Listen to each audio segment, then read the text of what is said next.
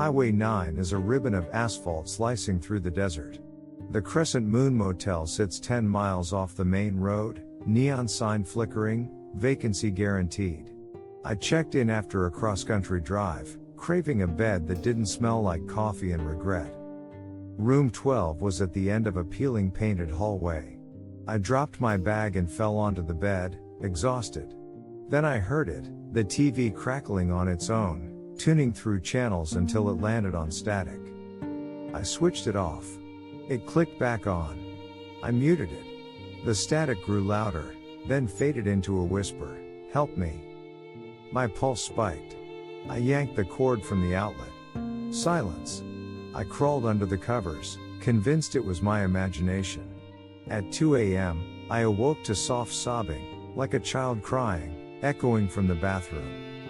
My heart pounded as I edged toward the door. The sobbing stopped. A moment later, the sink faucet turned on, water running cold. I flicked the light switch. Nothing. My phone had no signal. I grabbed my flashlight and opened the bathroom door. The faucet dripped. No one was there. I checked the shower. Damp footprints led from the drain to the door. I felt ice in my veins. I fled to the lobby in my socks. The clerk, a tired-looking man, blinked at me. "Everything okay?" I stammered.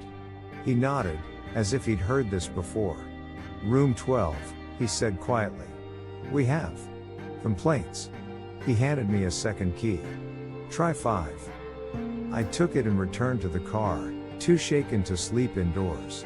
I drove to room 5, unlocked the door, and stepped inside.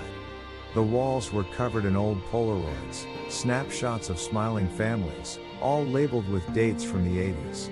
But each face was scratched out. Beneath them, scrawled in red pen, "Stayed too long." I left the pictures and bolted back to room 12. The sobbing had returned, louder. I threw open the door, no water running, no child in sight. But on the floor lay a single Polaroid, me, taken moments ago, sleeping on the bed. My breath caught as I realized the date on the photo was tomorrow's. I grabbed my bag and ran to my car.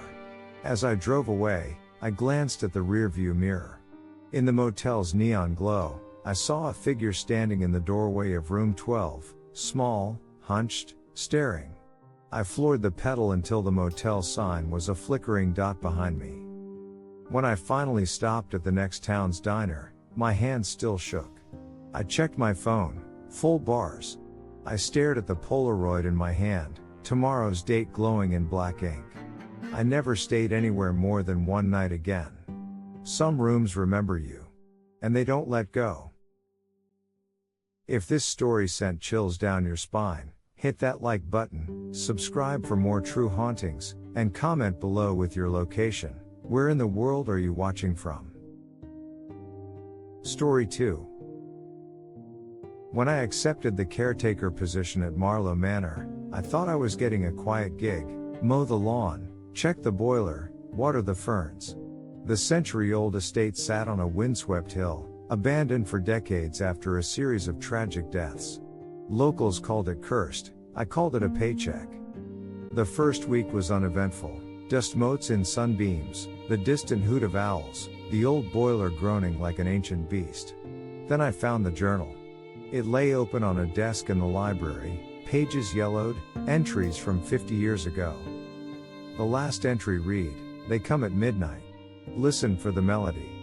Beneath it, a single, perfectly preserved music box, its key wound tight.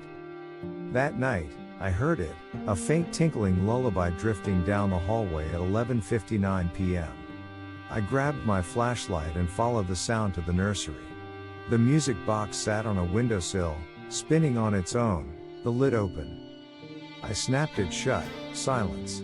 I checked the window was closed. My breath caught as I saw tiny footprints in the dust, leading out of the room. I chased them through the manor's empty wings, each footstep echoing. The footprint stopped at the grand staircase. I descended, heart pounding, and saw the box's key turning in my hand, winding itself tighter. I dropped it, but it kept turning until it snapped off. The lullaby swelled, filling the halls. I fled outside into the cold night. The music box played in my head as I sprinted to the caretaker's cottage below the hill. I slammed the door and bolted it, chest heaving. The lullaby faded, replaced by a low, humming chant, no words, just melody and a sense of desperate longing. I called the local historian the next morning. She told me Marlowe Manor's last owner lost his daughter to illness and wound the box nightly to comfort her spirit. The daughter died listening to that very tune. Some say her soul never left. That night, I returned the music box to the nursery and left its lid open. I stayed on as caretaker for another month, but I never heard the lullaby again. I left the music box on the windowsill and locked the manor's doors behind me. Story 3. I've always believed that silence has a sound of its own. On my first night as a security guard at the Old Harrington Museum, I learned just how loud it can be. My shift began at 10 p.m., after the last tour group had shuffled out and the marble floors had been buffed to a sterile gleam. The building was a relic, Victorian wings grafted onto a neoclassical core, packed with rare artifacts and priceless paintings. By day, it hummed with life. By night, it felt like a tomb. I settled into the control room, monitors flickering across 8 camera feeds, the grand entrance, the Egyptian wing, the medieval armory, the East Asian gallery. My radio crackled once, then died. My phone showed no service. Perfect. I flipped on my flashlight and began my patrol. At midnight, I rounded the corner into the Renaissance gallery. A cold spot grazed my neck, nothing unusual in an unheated wing, but my breath fogged in front of me. I shook it off. The security logs indicated the north door had been sealed, yet there it stood, ajar by an inch. I snapped the latch shut, jotted a note, and moved on. Back in the control room, I rewound the camera footage. The door had been closed at 10 p.m., locked by my predecessor. No one had entered. My pulse quickened. I checked the live feed, still shut. My flashlight bobbed as I returned to the gallery. The door remained closed. An hour later, the elevator dinged on the basement level. It shouldn't have been running.